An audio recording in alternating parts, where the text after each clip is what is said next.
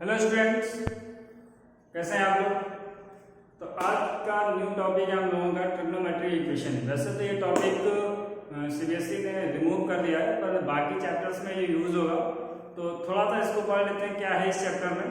तो चलिए स्टार्ट करते हैं ट्रिग्नोमेट्री इक्वेशन। आप लोगों ने लास्ट क्लासों में आप लोगों ने सब पढ़ रखा है इक्वेशन, एल्जेब्रिक, क्वाड्रेटिक, क्यूबिक, इस टाइप की जितनी भी इक्वेशन थी इनको सॉल्व किया था। जैसे आप लोगों को पता होगा कि आप जैसे लीनियर इक्वेशन को सॉल्व करते हो तो एक x की एक ही वैल्यू आती है, अगर क्वाड्रेटिक सॉल्व करते हो तो दो वैल्यू आती है, क्यूबिक सॉल्व करते हो तो 3 आएंगी।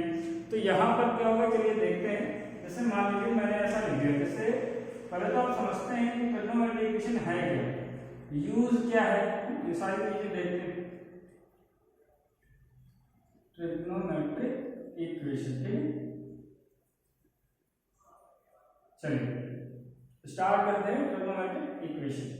तो सबसे पहले बात करते हैं इक्वेशन की। यहां मैं लिखता हूं एल्जेब्रिक इक्वेशन। एल्जेब्रिक इक्वेशन का मतलब, जैसे मान लीजिए मैंने लिख दिया 2x + 1 = 0, तो आपको पता है यहां से x की वैल्यू क्या आने वाली है, -1/2, ठीक है। चलिए मान लीजिए जैसे मैंने लिख दिया x² + 2x + 1, ऐसा लिख दिया। तो यहाँ से x की वैल्यू क्या है, x + 1 का होल स्क्वायर, तो यहाँ से x की वैल्यू है -1। यहाँ पर क्वाड्रेटिक था तो दो रूट्स आ गए इसके। चलिए जैसे और एक इक्वेशन लेते हैं, तो यहाँ पर एक क्वाड्रेटिक और लेके देखते हैं कि x² -3x और +3 = 0, ठीक है। ठीक, यहाँ 2 ले लेते हैं, तो यहाँ पर आपके रूट आ जाएंगे, कितने आ जाएंगे, 1 और 2 आ जाएंगे।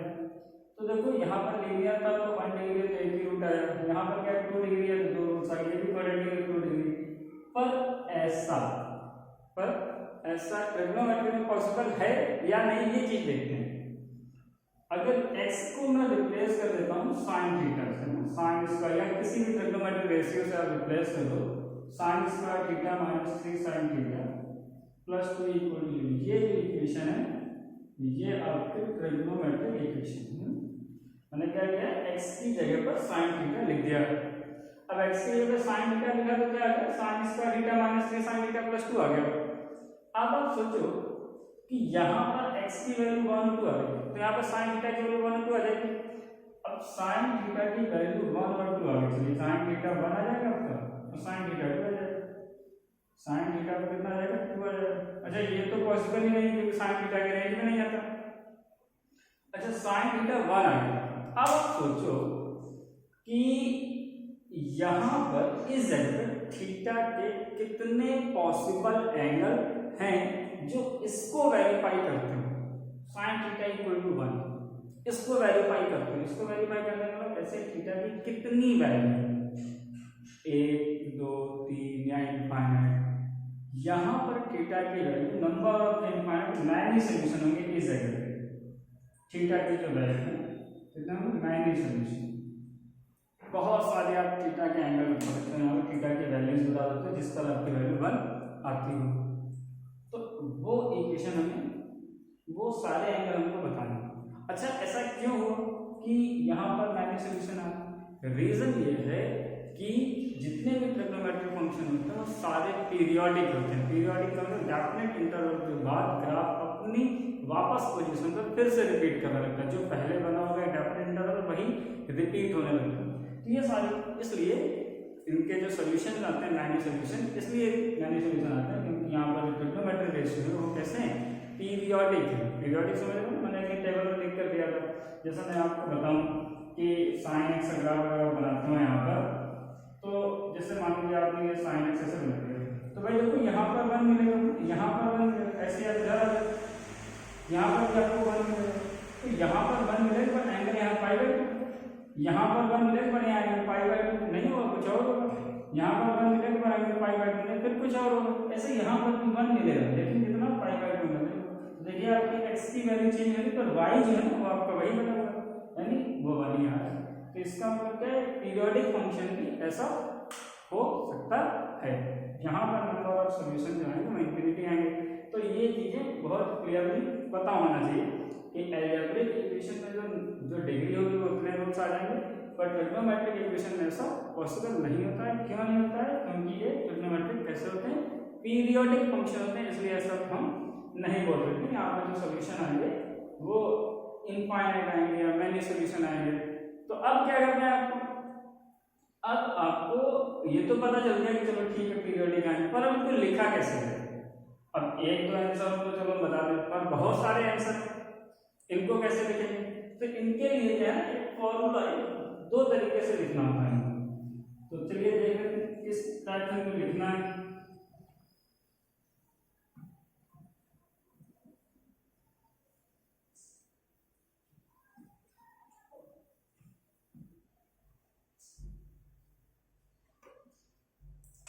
सबसे पहले आएगा सॉल्यूशन की बात करते हैं।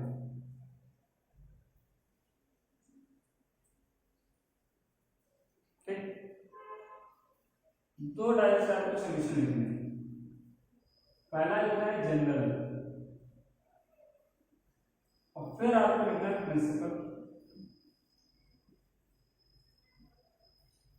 सॉल्यूशन आपको क्वेश्चन में दिया होगा कि आपको कैसे लिखना है, जनरल सॉल्यूशन लिखना है या प्रिंसिपल सॉल्यूशन लिखना है। प्रिंसिपल सॉल्यूशन का मतलब होता है कि solution of trigonometric equation line in interval 0 to 2 पर। किसके बीच में लाई करता हूँ? 0 से 2 पाई के बीच में लाई करता हूँ। जैसे मान लीजिए मैंने आपको बोला कि साइन थीटा 1/2 है। अब आप सोच रहे हो मैं 2 पाई में क्यों क्लोज है लगा कि एक पूरा राउंड लेना, तो 2 पाई में आप क्लोज लगा दो तो 0 फिर से इंक्लूड सेम वैल्यू आ जाएगी, वो नहीं है।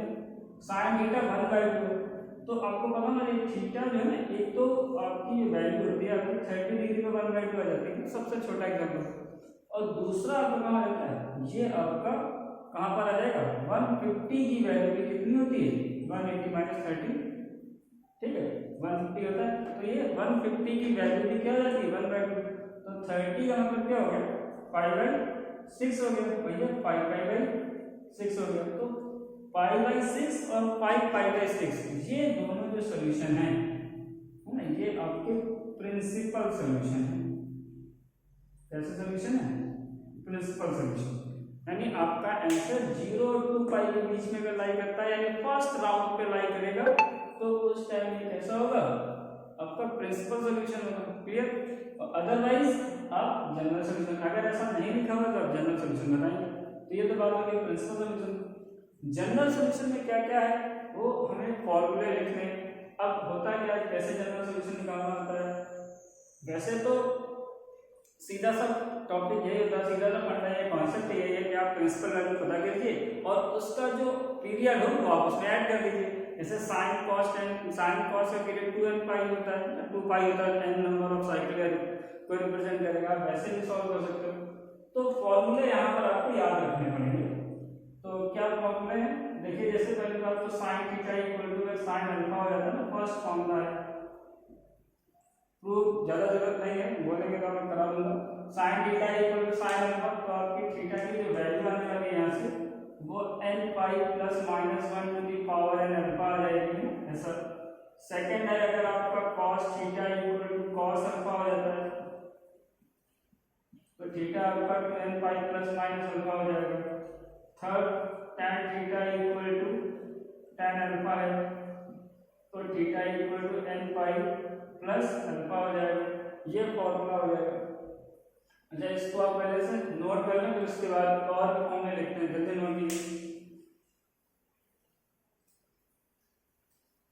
चलिए नोट हो गया, चलिए देखते हैं। तो ये तीनों फॉर्म में तो आप नोट कर लीजिए, वीडियो पॉज करके।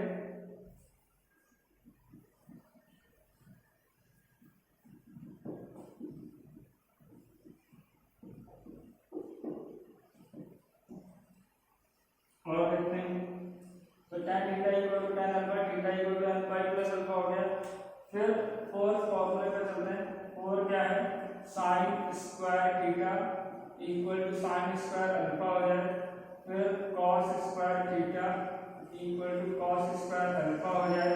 फिर tan square theta equal to tan square alpha. इस टाइप से क्वेश्चन स्क्वायर फॉर्म में दिए गए, तो आप थीटा की जो वैल्यू लिखोगे वो n पाई पाई प्लस माइनस अल्फा लिखेंगे, इस टाइप से लिखेंगे। और कुछ डायरेक्ट रूल है तकनीक की हेल्प से हम लोग सॉल्व करके निकालिए, जो डायरेक्टली यूज होते हैं वो बहुत ही जरूरी है। जैसे आप समझ लीजिए साइन थीटा अगर 0 हो जाए, कॉस थीटा 0 कब कब होगा, टैन थीटा 0 कहाँ होगा, ऐसा। साइन थीटा जो है 0 कहाँ पर आएगा, थीटा n पाई पर होगा। थीटा अगर आपका n पाई देते हो तो 0 होगा। कॉस थीटा 0 कब होगा, एक तो 2n पाई पे हो जाएगा, sorry 2n plus 1 pi by 2n plus 1 pi by 2 पे 0 जाएगा। टैन थीटा कहाँ पर होगा, थीटा n पाई होना चाहिए, ऐसा होना चाहिए। ये इसी की हेल्प से निकाले गए तीनों फॉर्मूले, पर ये क्या है 0 और 1 बहुत बार मिल जाता है, तो आपको फ्रीक्वेंटली ना तुरंत स्पीड में याद होना चाहिए कि sine theta 0, cos theta 0, tan theta 0 है, तो थीटा की ये वैल्यूज आएंगी। यहाँ पर थीटा ले लीजिए, theta 2n plus 1 pi by 2। अच्छा, और क्या है, मतलब मान लीजिए साइन थीटा आपका 1 हो जाए या साइन थीटा आपका -1 हो जाए, ऐसा। साइन थीटा अगर आपका 1 हो जाता है तो आपका थीटा जो आएगा वो आ जाएगा 2n pi plus pi by 2। अगर -1 हो जाता है तो theta 2n pi plus 3 pi by 2 हो जाएगा। साइन 270 की वैल्यू कितनी, -2n पाई ऐड कर दिया, ऐसा समझ लो, ठीक है। तो ये वाला मतलब कर दिया होगा, ये वाला कर दो, ये अलग कर देना।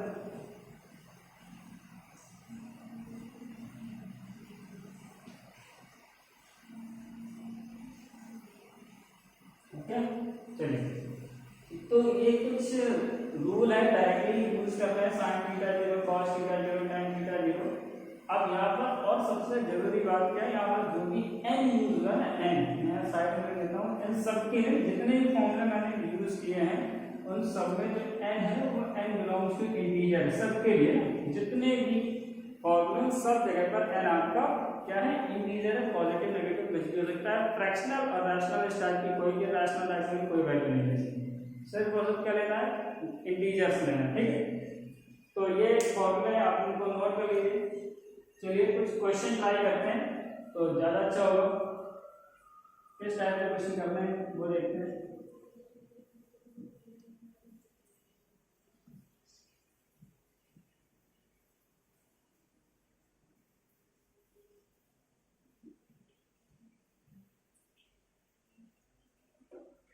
जैसे मान लीजिए मैंने लिख दिया साइन थीटा, 3 क्वेश्चन लिखा हूँ मैं, बहुत इजी। साइन थीटा 1/2 लिख दिया, ठीक, इस टाइप से लिख दिया। फिर टैन थीटा -1 लिख दिया, फिर कॉस थीटा √3/2 लिख दिया, ऐसा लिख दिया। अब आपको क्या करना है, साइन थीटा 1/2, ये बताओ मुझे साइन 1/√2 है ना, 1/√2 किसकी वैल्यू है, π/4 45 की वैल्यू होती है। तो ये थीटा हो गया, ये अल्फा हो गया। फॉर्मूला क्या होगा, जनरल सॉल्यूशन क्या आएगा, theta equal to theta equal to n pi plus -1 to the power n π/4, ये आपका आंसर आ जाएगा। अब आप यहाँ पर ना, यहाँ इस जगह पर n की वैल्यू ना इंटीजर लिखना शुरू करो, 0 देखो, अगर ये 0 लोगे तो आपको π/4 मिल जाएगा। अगर आप 1 लोगे तो आपको और भी आएंगे, जैसे n की वैल्यू में 1 लेके दिखाता हूँ आपको, पहले मैं 0 लिखता हूँ, n की वैल्यू आपने सब 0 लिखी। अब आपने जैसे n की वैल्यू लिखी 0 हो गया, ये भी 0 हो गया, ठीक। यानी ये -1 की पावर 0 1 आ जाए तो π/4 हो जाएगी। n 0 पे थीटा आपका π/4, यानी ये वैल्यू आ गई π/4। अच्छा, अब थीटा का वैल्यू आपने सब 1 ले लिया, कितना ले लिया, सॉरी n का वैल्यू 1 ले लिया। n में लिया तो थीटा कितना है, तो यहाँ पर पाई है -1 टू द पावर 1, -1 है -π/4 आ जाएगा, कितना आएगा 3π/4 हो गया। तो यहाँ से आपको क्या पता चला, π/4 0 पर आ गया, 1 अच्छा π/4 फर्स्ट क्वाड्रेंट पर, 1 जो है 3π/4 सेकंड क्वाड्रेंट पर। मतलब क्या हुआ, यहाँ पर जो π/4 है और जो 3π/4 है, ये दोनों वैल्यू आपकी प्रिंसिपल वैल्यू है, ऐसी वैल्यू है, प्रिंसिपल वैल्यू से प्रिंसिपल सॉल्यूशन कह सकते हो। अब आप n-1 लिख दो, 2 लिख दो, 3 लिख दो, यहाँ पर लिखते जाओ, आपको बहुत सारे ऐसे एंगल मिलते जाएंगे जिन पे साइन की वैल्यू 1/√2 होती होगी। ये इसका मेथड है, ठीक है। जैसे tan थीटा इक्वल टू -1, अब tan थीटा माइनस में तो क्या लोगे, तो tan थीटा, अब माइनस में वैल्यू पता होनी चाहिए कितना होता है, 3π/4 की वैल्यू होती है माइनस में, तो थीटा इक्वल टू क्या आ जाएगा, n पाई प्लस अल्फा होता है 3π/4, ये हो गया, ये अल्फा था आपका और ये थीटा तो है। अब यहाँ पर क्या n की वैल्यू 0 ले लो, n की वैल्यू क्या लो 0, n जैसे ही आपने 0 लिया तो थीटा आपको कितना मिल जाएगा, 3π/4 मिल जाएगा। अब n की वैल्यू चलिए आप क्या ले लेते हो, 1 ले लेते हो, कितना ले लेते हो 1, जैसे ही आप पाई प्लस थीटा कितना है, देखो theta equal to pi plus 3π/4 कितना आ रहा, 47π/4 आ रहा, ये 1 पे कितना आ गया, देखो माइनस में हो गया। अब tan का, अब अगर मैं बात करूं प्रिंसिपल वैल्यू, प्रिंसिपल वैल्यू की बात करोगे तो 7π/4 कितना होगा, सर π/4 तो 45 हो गया, और 45 मल्टीप्लाइड बाय कितना हो जाएगा, 7 कर लो, कितना आ रहा, 45 मल्टीप्लाइड बाय 7 बाय 3 और 315 के आसपास आएगा, तो ये दोनों वैल्यू ऐसे प्रिंसिपल आ जाएगी, 360 से कम है ना, तो प्रिंसिपल वैल्यू कौन बन जाएगी, 3π/4 7π/4, ये दोनों वैल्यू आपकी प्रिंसिपल सॉल्यूशन में मिलेंगे। आपको हर बार ऐसा ही प्रिंसिपल सॉल्यूशन निकाल के नहीं दिखाना है, यहाँ पर आप बता रहे हैं कि कौन कौन सी वैल्यू 0 और 2π के बीच में आनी, ऐसा नहीं कि आपको n की वैल्यू हर बार 0 लेना है हर बार लिख के दिखाना, नहीं, आपको ऐसा नहीं करना है, आपका यही आंसर आ गया। पर मैं आपको ये बताना चाह रहा हूँ, यहाँ पर आप ऐसे कितने एंगल निकाल सकते हैं, बहुत सारे एंगल निकाल सकते हो, 0 1 2 3 4 कुछ भी लेकर के आप बहुत सारे एंगल बता सकते हो, जैसे cos थीटा √3/2, अब cos में बताओ ना आपको √3/2 किसकी वैल्यू होती है, cos में √3/2 वैल्यू होती है 30, यानी π/6, थीटा इक्वल कितना जाएगा, 2n पाई प्लस माइनस π/6 आ जाएगा। तो आप यहाँ भी वैल्यू निकाल सकते हो n 0 लेकर के, जब n जैसे ही 0 लोगे तो प्लस माइनस π/6 आ जाएगा, तो दो वैल्यू मिल जाएंगे, तो यहाँ पे π/6 तो भाई cos माइनस थीटा प्लस होता है, cos प्लस थीटा तो प्लस होता ही है, इसलिए आपकी दो वैल्यू आ गई प्लस माइनस π/6, ठीक है। तो इस टाइप के क्वेश्चंस को जो मैंने डायरेक्टली यूज किया, तो अब चलते हैं कुछ और क्वेश्चन ट्राई करते हैं, इनको आप नोट कर लीजिए पहले।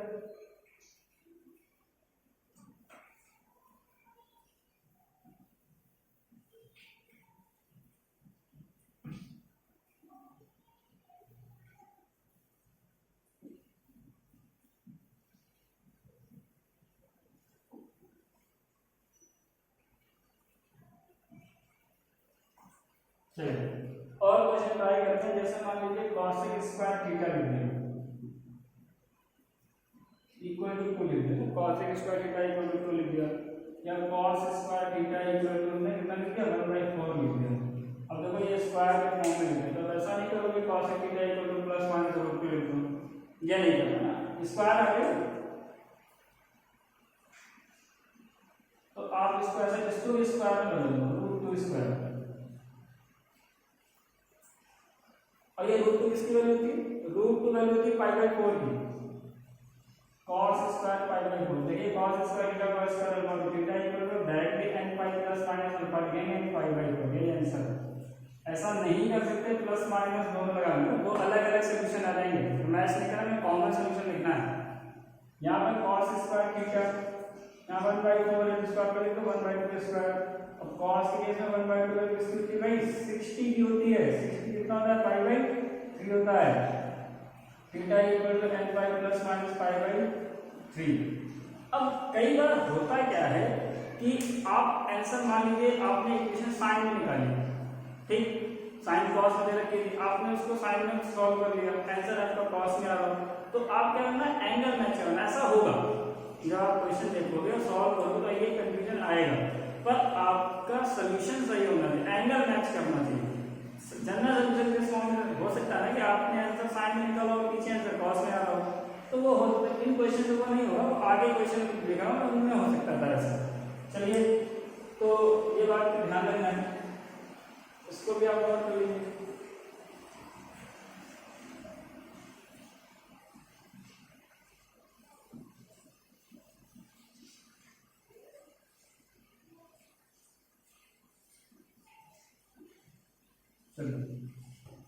और एक क्वेश्चन ट्राई करते हैं, जैसे मान लीजिए मैंने क्वेश्चन लिख दिया 4 cos² theta 4 cos square theta plus √3 is equal to 2 √3 plus 1 cos theta. अच्छा ये तो पूरी इक्वेशन cos की लेके कोई प्रॉब्लम ही नहीं होगी। तो चलिए देखिए क्या होगा 4 cos स्क्वायर थीटा प्लस √3 को इधर ले आते हैं ना 2 √3 cos थीटा मल्टीप्लाई करते हैं ऐसा अरेंज कर लेते हैं इसको थोड़ा। तो क्या है 4 cos square theta minus 2 √3 cos theta plus √3 minus 2 cos theta या माइनस 2 cos थीटा √3। अब यहाँ से देखिए 2 cos थीटा कॉमन आ जाएगा 2 cos थीटा कॉमन आ जाएगा। तो 2 cos थीटा कॉमन आ जाएगा कितना बचेगा आपका 2 हो जाएगा 2 cos थीटा। यहाँ पे कितना √3 बचेगा। फैक्टराइजेशन जैसे आप पढ़ेंगे इक्वेशन सॉल्व कर रहे हो बिल्कुल वैसे यहाँ से -1 कॉमन में लीजिए तो आपका 2 cos थीटा माइनस √3 बच जाएगा। तो आपके पास एक इक्वेशन क्या है तो यहाँ पर 2 cos theta minus 1 equal to 0। अब देखो दो वैल्यू आ गई आपके पास 2 cos theta minus √3 equal to 0 2 cos theta equal to 1 इस तरीके से। तो cos थीटा इक्वल टू कितना आ जाएगा √3/2 और cos थीटा इक्वल टू कितना आ जाएगा 1/2। तो cos थीटा अब ये बताना ये √3/2 किसकी वैल्यू होती है √3/2 जो वैल्यू होती है वो 30 की होती है। 30 कितना होता है 5/6 होता है। तो थीटा इक्वल टू आंसर कितना हो जाएगा 12 प्लस माइनस 5/6। यहाँ पर cos थीटा किसकी वैल्यू होती है 60 की वैल्यू होती है। 60 का मतलब कितना आ गया में 5/3 हो गया। थीटा इक्वल टू कितना आ जाएगा 12 प्लस माइनस 5/3 आ जाएगा। तो ये दो आंसर आ गया आपके। तो अब आपको ऐसे अब जो चीज हमने पहले स्टार्टिंग में क्वेश्चन में सॉल्व की जैसे मैंने सर यही क्वेश्चन लिखा था स्टार्टिंग में यही क्वेश्चन लिखा था तो अब ये आपको यहाँ पर यूज करना ना ऐसे कोई इक्वेशन दी गई होगी वहां पर आएंगे लास्ट में तो यहाँ पर फॉर्मूला यूज होगा। तो ये जो था अगर आप cos थीटा के केस में x सपोज करते थे क्वाड्रेटिक वैल्यू आती है उस क्वाड्रेटिक की वैल्यू आप x इक्वल टू 3